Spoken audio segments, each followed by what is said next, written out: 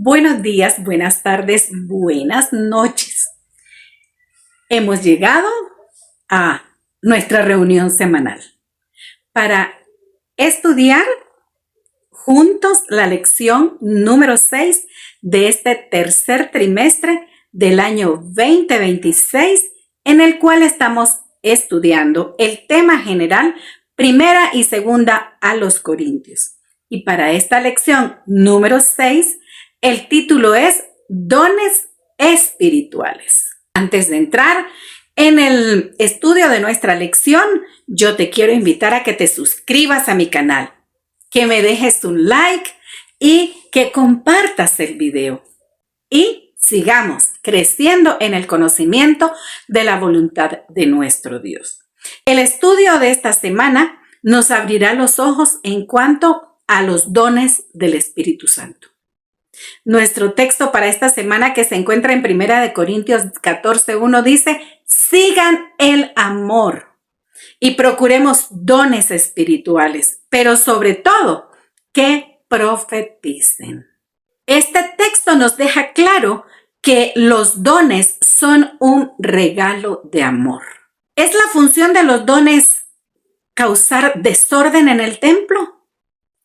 ¿Los dones se dan para identificar quién es más consagrado? ¿O se dan para la edificación de la iglesia? Pablo nos dice: Dios dio a la iglesia dones espirituales para promover la unidad a través de la diversidad. Por lo tanto, la unidad en Cristo y en el Espíritu es el único medio para evitar las divisiones. Bienvenido al resumen del estudio de la lección número 6, dones espirituales. La primera parte de nuestra lección lleva por título diversidad de dones. Y el primer don que el Espíritu Santo nos da es el don de valentía. En tiempo de Pablo se necesitaba para confiar que Jesús es el Señor. Ese era el mensaje que ellos tenían que dar y se necesitaba valentía para predicarlo y para creerlo. Así que el Espíritu Santo daba ese don de valentía. Y este don del Espíritu Santo lo obtenemos por medio de la fe en Dios. Cuando creemos en Dios y en sus promesas, no tenemos miedo a lo que venga, una vez estemos en obediencia a Él. En 1 Corintios 12, 1-6, se nos enfatiza que Dios no cambia. Él da dones y ministerios para hacer el trabajo que su obra necesita, pero siempre es el mismo. El mismo Dios que da el mismo Espíritu, que da el mismo poder que da Jesús también. Si Dios te ha dado un don o un ministerio, recuerda que debes usarlo para la unidad de su iglesia. Y hay diversidad, como dice Pablo en 1 Corintios 12, hay diversidad de dones, diversidad de ministerios.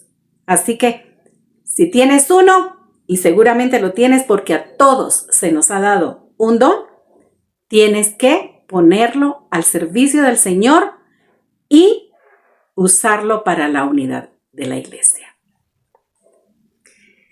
La segunda parte de nuestra lección lleva por título Unidad en la diversidad. Recordemos que Dios da los dones para que mantengamos la unidad. Hay diversidad de dones, hay diversidad de ministerios, pero el que lo da es el mismo. Es el mismo, es Dios. Y Dios no cambia. Y da los dones para que trabajemos en favor de su iglesia. Cuando nosotros leemos 1 Corintios 12, 12-31, nos damos cuenta que nuestra iglesia necesita de cada don de nuestros hermanos para funcionar como un cuerpo sano. Pero si alguno se cree más importante, se rompe la unidad y el cuerpo lo resiente. Recuerda que puedes tener muchos dones, pero si al usarlos divides a la iglesia, le falta una cosa importante a tu don. Le falta amor. La tercera parte de nuestra lección lleva por título Un camino más excelente. El amor no es un don entre muchos. Es el medio a través del cual todos los dones alcanzan su propósito final. El amor, dice 1 Corintios 13, es el que le da sentido a todos los dones. El amor es tan poderoso que Pedro dice que cubre multitud de pecados. En 1 de Pedro 4:8. Los dones espirituales solo pueden ser usados adecuadamente mediante el amor. El amor genuino, ¿en qué consiste? ¿Qué hace y qué no hace? El amor es paciente, es bondadoso. El amor se regocija en la verdad. Todo lo sufre, todo lo disculpa. El amor todo lo espera, todo lo soporta. El amor no siente envidia, no es jactancioso, no es presumido ni orgulloso, no se comporta con rudeza, no busca lo suyo. O sea que el amor no es egoísta, no se irrita fácilmente, no guarda rencor, no se deleita en la maldad o en la injusticia. El amor es la clave para el uso sabio de los dones y es colocado junto a la fe y a la esperanza, pero el mayor de estos es el amor. ¿Sabes por qué el amor es el que da sentido a todos los dones?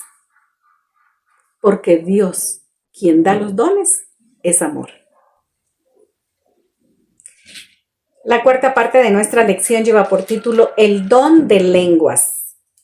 Y este es un don que hay mucha discusión sobre este don.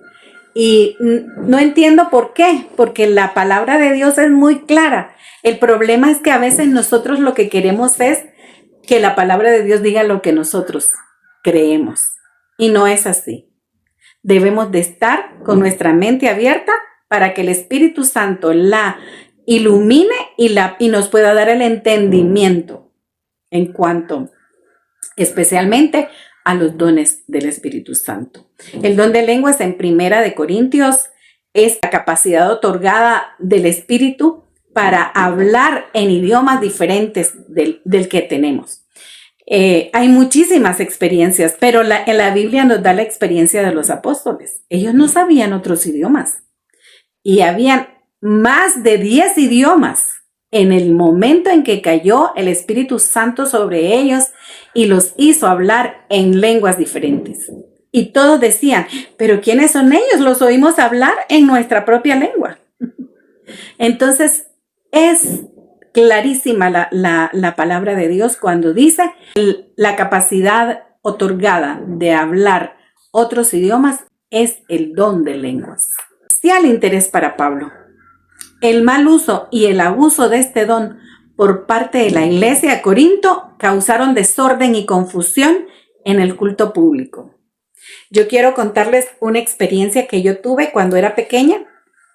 Mi papá nos dejó militando cuando él falleció. Yo tenía 3 años cuando él falleció, pero nos dejó militando en la iglesia apostólica. Es una iglesia de orden pentecostés.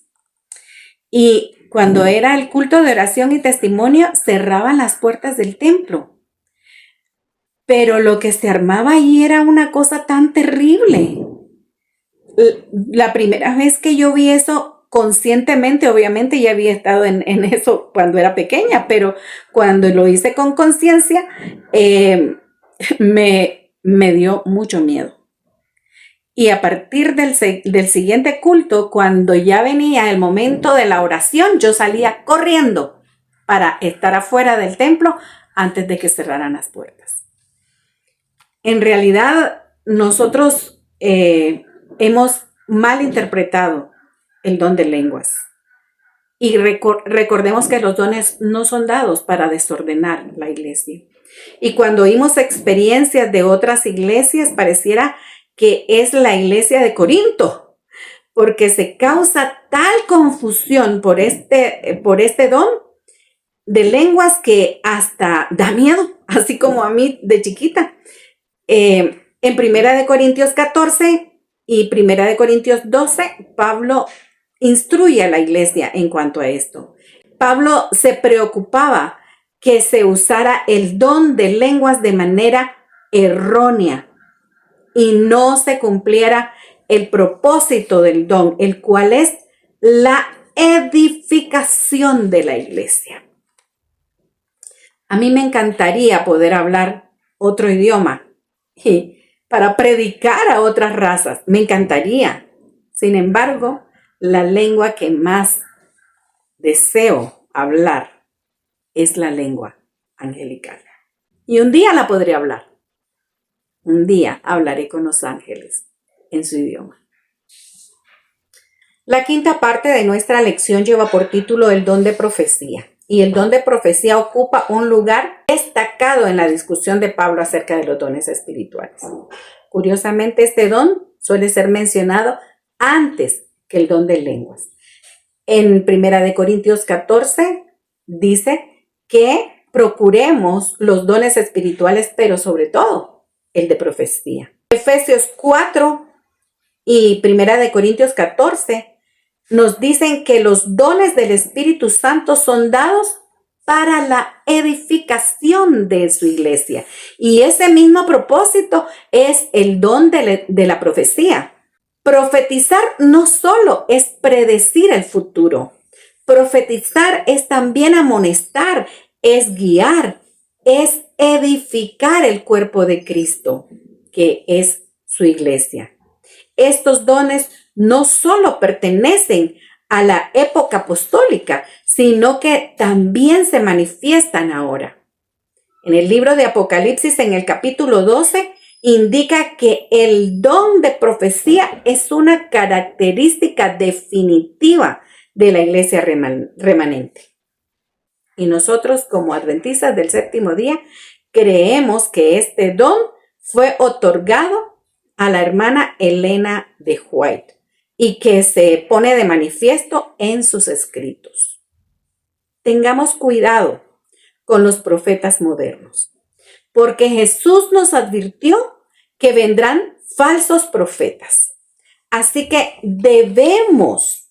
es nuestra obligación usar la Biblia para probar la veracidad de los que se dicen ser profetas. Si alguien afirma ser profeta, debe ser evaluado según las Escrituras. Y aquí te comparto 4 filtros a través de los cuales puedes evaluar a aquella persona que dice ser profeta. Número 1. Las profecías o predicciones anunciadas por esta persona deben cumplirse. Si no se cumplen, es un falso profeta. La número 2. El mensaje debe de concordar o estar en armonía con el de los profetas anteriores. O sea, si alguien viene diciendo que es profeta, pero no está de acuerdo con las profecías, los profetas del Antiguo Testamento, por ejemplo, con Ezequiel, con Daniel, no es un verdadero profeta, porque no está de acuerdo con los antiguos profetas. Tercero, la vida o conducta de la persona debe demostrar un compromiso con Cristo. Y eso es fácil identificarlo. ¿Por qué razón? Porque si alguien no cree que el Hijo de Dios se encarnó y que Jesús es el Hijo de Dios encarnado, es un falso profeta. Así que tengamos cuidado. Y el cuarto filtro es, Jesús mismo lo dijo, los falsos profetas serían reconocidos por sus frutos. Así que, por sus frutos los conoceréis, dice la palabra de Dios. ¿Quieres saber qué frutos? Pues los frutos del Espíritu Santo. Hay muchas personas que se hacen llamar profetas y viven en adulterio, en fornicación, y dicen que son profetas. Hay muchas personas que dicen que son profetas y son muy orgullosos. Están humildemente orgullosos de su don. Y eso divide las congregaciones. Así que tengamos mucho cuidado con los que se hacen llamar profetas. Recuerda, la palabra de Dios dejó 4 filtros. Examina los espíritus. Así dice la palabra del Señor. En el libro Primeros Escritos, Elena de White, inspirada por el Espíritu Santo, en las páginas 175 a la 183, escribió que los hombres salgan a trabajar confiando en el Señor y Él irá con ellos, convenciendo y convirtiendo almas. Esa parte me encanta porque yo salgo a predicar el Evangelio y ahora tengo la seguridad de que el Señor va conmigo y que Él es el que convence. Yo no convenzo, Él es el que convence. Que nadie menosprecie los dones supuestamente menores. Que todos se pongan a trabajar. Que nadie cruce los brazos con incredulidad porque piense que no puede hacer obras poderosas. Dejen de mirarse a sí mismos. Miren a su líder. Miremos a Cristo Jesús con mansedumbre, sinceridad y amor. Y hagamos lo que podamos para ponernos en las manos de Jesús y ser sus instrumentos para llevar almas a los pies de Cristo.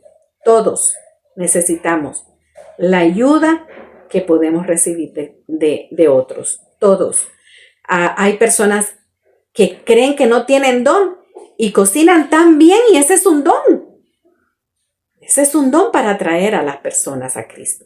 Siempre habrá obstáculos delante de nosotros, pero hemos de seguir a nuestro líder, a Cristo Jesús, y enfrentar nuestras dificultades en forma unida, tomados de la mano de Cristo Jesús. Ayudémonos a seguir en la senda estrecha. Caminemos unidos, siempre unidos. Hemos llegado al final de nuestra lección número 6, los dones espirituales. Te espero la próxima semana para el estudio de una lección más. Y que cada uno de nosotros podamos siempre reconocer que Dios nos ha dado dones, muchos dones, y que debemos de ponerlos a trabajar en la obra de Dios. Dios nos lo ha dado para la edificación del cuerpo de Cristo. Necesitamos edificar el cuerpo de Cristo en unidad. En unidad. Dios te bendiga. Te espero la próxima semana. Estoy segura que seguiremos creciendo y fortaleciendo nuestra fe en la palabra del Señor. Recuerda que Cristo dijo, vengo pronto. Y nosotros decimos, ven, Señor Jesús.